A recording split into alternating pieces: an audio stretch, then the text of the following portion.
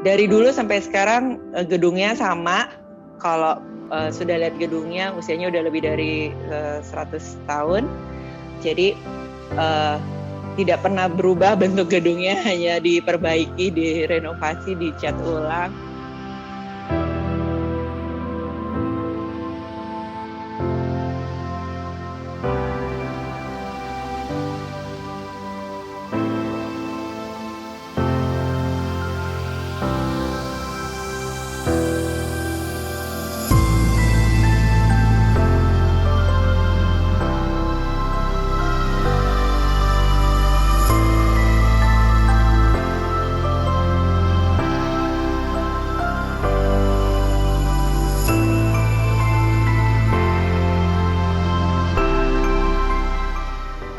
Dari tahun 1942 kami terus ada di sini, dan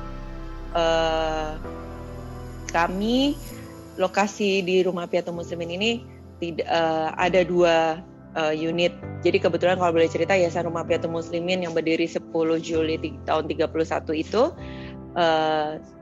sampai sekarang memiliki 3 unit usaha kesejahteraan sosial. Tanggal 10 Maret 1932 kami mendirikan Panti Asuhan Rumah Piatu Muslimin. Nah, lalu namanya sama. Kenapa dibilang Rumah Piatu? Karena pada saat itu banyak sekali anak-anak pribumi yang ditinggalkan ibunya. Jadi namanya pakai nama Piatu, dan kebetulan juga Yayasan Rumah Piatu Muslimin didirikan oleh 5 perempuan luar biasa dari Serikat Istri Jakarta pada saat itu.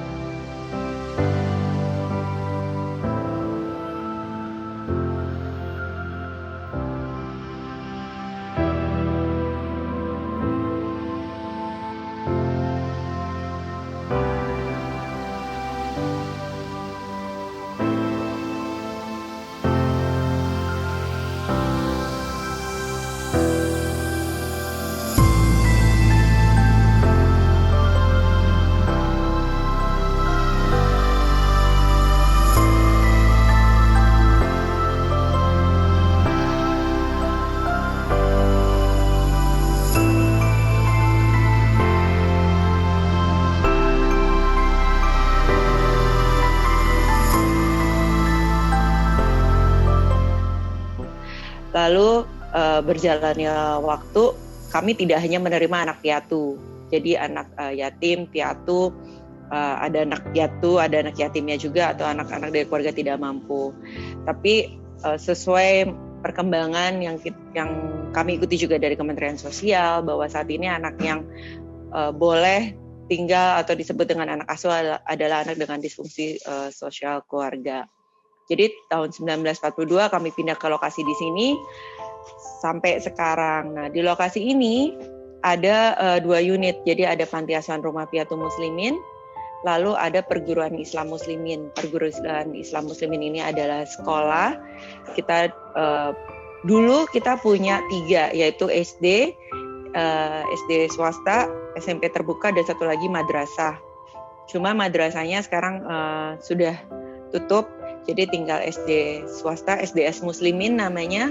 Muridnya adalah murid-murid dari sekitar lokasi, dari anak tidak mampu, jadi sekolahnya gratis. Dan juga SMP terbuka yang menginduk pada SMP Negeri 216 Jakarta. Ini juga gratis, SMP terbuka. Sejak awal pandemi memutuskan untuk tidak memulangkan anak asuh yang masih memiliki keluarga. Karena alasannya anak-anak ini kalau di tempat keluarganya masing-masing kami tidak bisa mengontrol. Nomor 1 yang paling penting adalah kesehatannya, karena kondisi keluarga anak-anak ini dari keluarga tidak mampu, sementara kesehatan adalah hal terpenting saat ini. Dan yang kedua, kami juga tidak bisa mengontrol pendidikannya, karena kita tahu sekarang belajar online. kami tetap bisa menerima donasi dana, barang ataupun makanan daripada donatur dan tamu. Nanti bisa datang, bisa ketemu sama petugas kami. Dan selama pandemi ini kita sudah mengeluarkan beberapa program.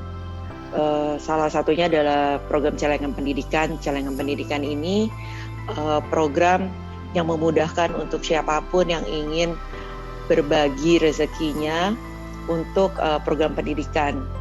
Nah, program pendidikan ini nanti hasilnya akan kita belikan untuk sarana dan prasarana pendidikan online. Jadi contohnya kami perlu perbaikan komputer, kami perlu beli beberapa gadget untuk anak-anak belajar dan juga laptop, termasuk juga pengadaan wifi.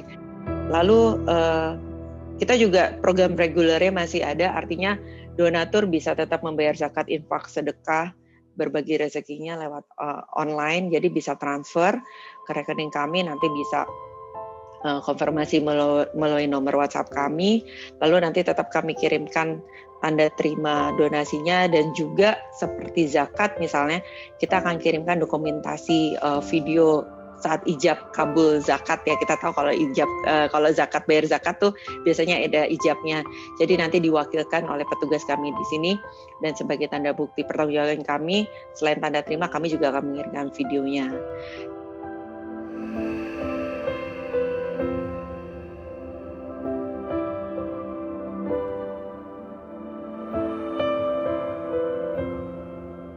Dan insya Allah yang masuk Ramadan tahun ini 1442 Hijriah, kami mengeluarkan 2 program. Nanti bisa saya share. Yang pertama adalah program donasi 1120. Itu artinya teman-teman semua memberikan donasi 1 kali makan untuk 1 anak asuh sebesar 20.000. Lalu program ini bukan hanya untuk anak-anak asuh di Panti Asuhan Muslimin, tapi juga untuk di Wisma Tuna Ganda dan juga untuk anak-anak non-panti asuhan. Karena Panti Asuhan Muslimin ada 2, anak yang tinggal di panti dan non-panti asuhan. Non-panti asuhan adalah anak yang tinggal di luar panti, tapi biaya sekolahnya, biaya hidupnya masih disupport oleh kami, seperti itu. Jadi memang donasi 112 ini kami peruntukkan untuk seluruh anak asuh yang jumlahnya hampir sekitar 300 anak. Dan yang kedua, kita punya program Ramadan Berbagi. Program ini, jadi program ini teman-teman bisa berdonasi senilai 195.000, artinya memberikan 1 paket hadiah Lebaran untuk anak-anaknya.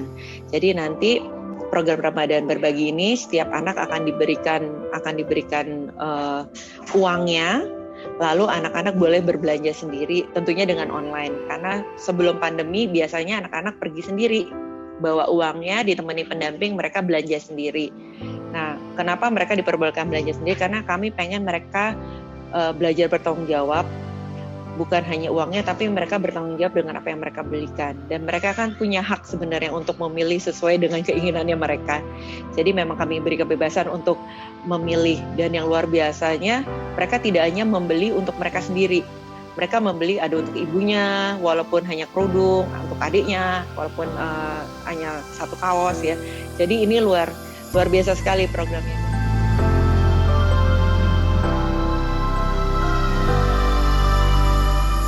Kalau mau datang ke sini, pasti yang kelihatan yang eye-catching nomor 1 adalah gedungnya, karena gedungnya gedung tua. Dan banyak sekali memang tamu-tamu, teman-teman, donatur, relawan yang tertarik dengan gedung kami, karena memang kami beruntung, kami memiliki gedung yang kokoh, yang besar, karena memang gedung ini dibangun sekitar 1854 kalau saya tidak salah.